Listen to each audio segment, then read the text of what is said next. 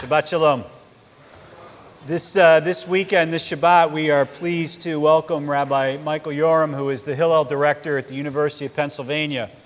And if you've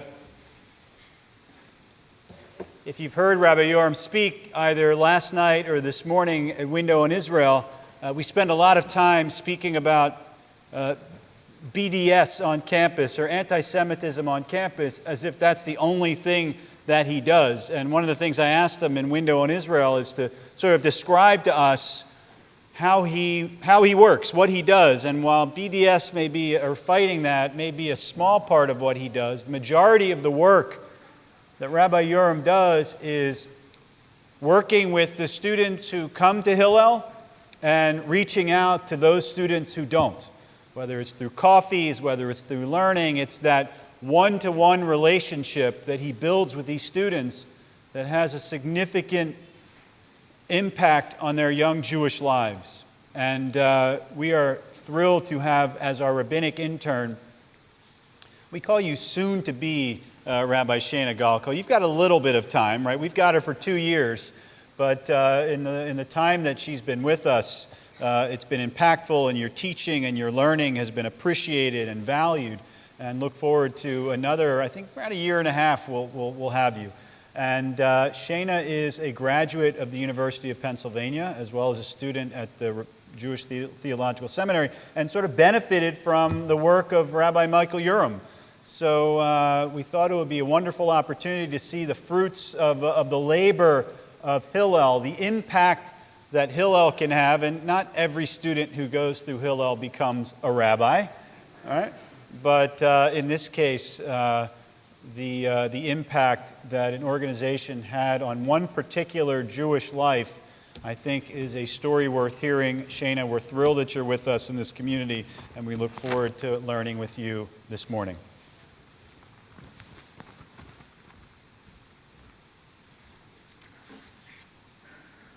Shabbat Shalom. It's very fitting that this week's parsha, Toldot, tells the story of Isaac's intending to go into the tent with Esau and give Esau a blessing, but instead it was Jacob in the tent, so Isaac blessed Jacob instead. Because today you came to Park Avenue Synagogue and you wanted to hear a sermon from one of our esteemed rabbis, but instead you'll hear from me, the Rabbinic Intern. In all seriousness, I'm honored to have the opportunity to speak to you this morning, and especially to speak in front of a rabbi and role model of mine, Rabbi Mike Yoram, who was a great influence on me during my time at Penn and Penn Hillel. With less than a week before Thanksgiving, I have been looking for ways to find messages of gratitude all around me. In looking to this week's parsha, however, I came up blank. I actually think that Toldot is not a parsha of thanksgiving and gratitude. In fact, it may even be the opposite, a parsha of ungratefulness. Let's start with Esau's spurning the birthright. The birthright was a big deal, passed down from generation to generation, and he essentially sold it to Jacob for a bowl of lentil soup. Now we do know that Esau was famished when Jacob offered to sell him the soup, so it makes sense that he would give up anything in that moment to procure the food he needed. What doesn't make sense, though, is that once Esau had some food in him, the Torah says, Vayakom vayelech. He rose and went away. He seemed not to regret his decision to give up the birthright. Then the verse continues, Vayibez Esav et habechorah. Thus did Esau spurn the birthright. It is this lack of regret that makes the commentators write that the birthright was of little value to Esau. He honestly did not feel regret at having given it up. He was ungrateful for the birthright. It meant nothing to him. Esau is not the only one to blame in the spurning of the birthright incident. Jacob is clearly also at fault, having manipulated Esau into selling it.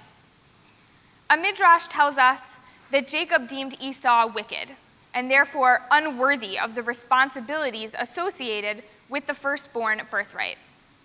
Jacob was not able to see the good in Esau. One way of translating the word gratitude into Hebrew is hakarat hatov, which literally means acknowledging the good. Being a grateful person means being able to see the good around us, even when it's difficult. But Jacob could not see the good in Esau.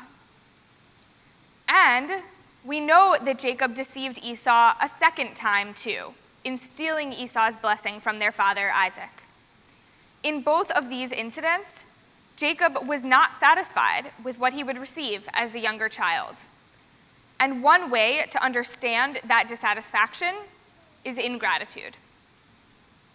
But this week's parsha is really only part of the Jacob and Esau story. And we hope for ourselves too, that our own experiences of ingratitude and ungratefulness are not the end of our story, but merely a part, a stage that we have to get through in order to emerge grateful and thankful in the end.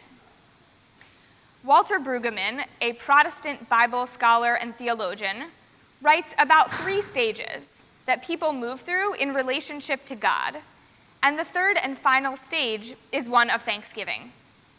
He calls the stages secure orientation, painful disorientation, and surprising reorientation. And he locates these 3 stages in 3 major genres in the book of Psalms. While Brueggemann's stages are specifically about a person's relationship to God, I would argue that they can apply more broadly, and that they often apply to relationships between people as well. First, Brueggemann says we are securely oriented in our relationship with God, and I would say in relationships in general. The relationship is uncomplicated. Nothing has cast doubt upon it. This stage corresponds to Psalms of praise. Psalms of praise describe God as mighty and majestic. They depict our praising God with our voices and with musical instruments, and they illustrate God's goodness in general and vague language. Next, Brueggemann says, we are painfully disoriented. Something happens that shakes us to our core, throws our life into chaos, and suddenly we do not know whether we can trust our relationships anymore. This stage corresponds to Psalms of lament. Psalms of lament express deep sadness and anger, and often that anger is directed at God. The psalmist describes being in the depths of suffering, having hit rock bottom, and the psalmist is furious at God for allowing this suffering to occur. When reading these psalms, it may seem as though the relationship between the psalmist and God is broken, until we recall the fact that the entire psalm is addressed to God. On a fundamental level, we know that the psalmist's faith is not completely broken, and the relationship with God is intact, despite the psalmist's deep suffering. And finally, Brueggemann says, we are surprisingly reoriented. Our situation improves, and we are so thankful. What is critical about this stage is that it is not a return to the old, to the secure orientation of stage 1, but it is a completely new way of being in relationship with God. This stage corresponds to Psalms of thanksgiving, which recall the psalmist's struggles and God's deliverance. These psalms are deeper than just psalms of praise, because they acknowledge what it is like to be in the depths of suffering and then to be rescued. We can only achieve a state of thanksgiving when we have first experienced painful disorientation, whether in our relationships with God, with other people, or with something else entirely. Here's the most basic example. Think about when you get a bad cold. You feel miserable. And part of that misery is that you remember what it felt like to be healthy. And then one day you wake up and you can breathe through your nose again and your throat is no longer sore, and you are more appreciative than ever before for your health. A more complex example might be when you've had a conflict with a close friend or family member. And if you really work through the conflict, you both come out of it with even greater appreciation for the relationship than you ever had before.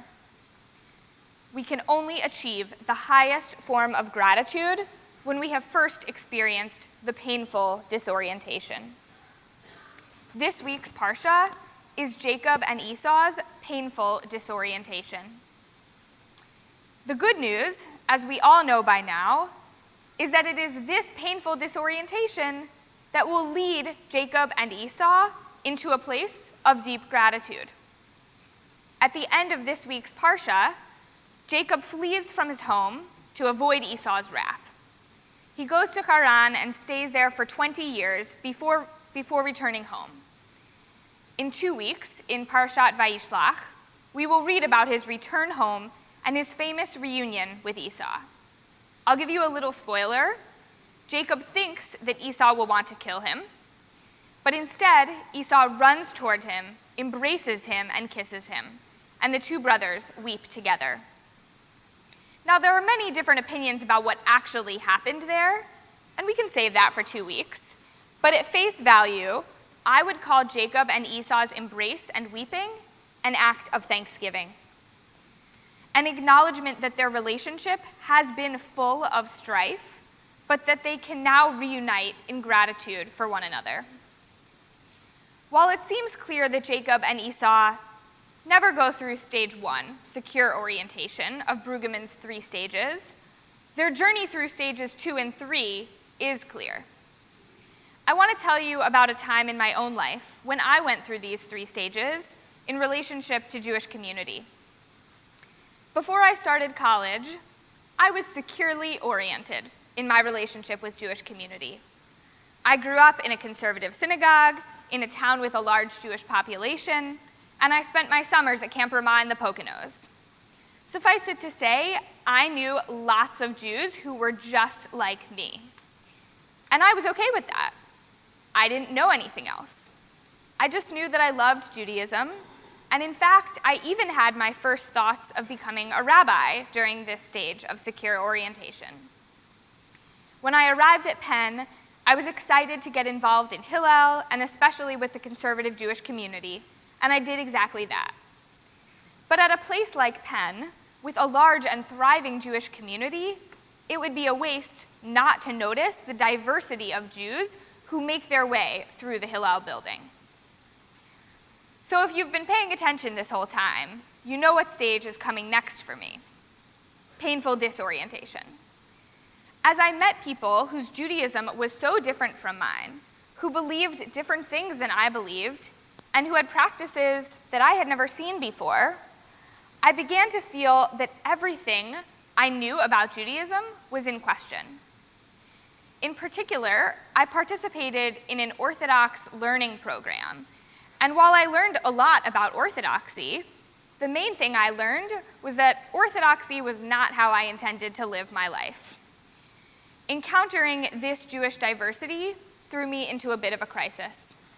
I was forced to really think through how I fit into Jewish community and what my beliefs and practices could look like.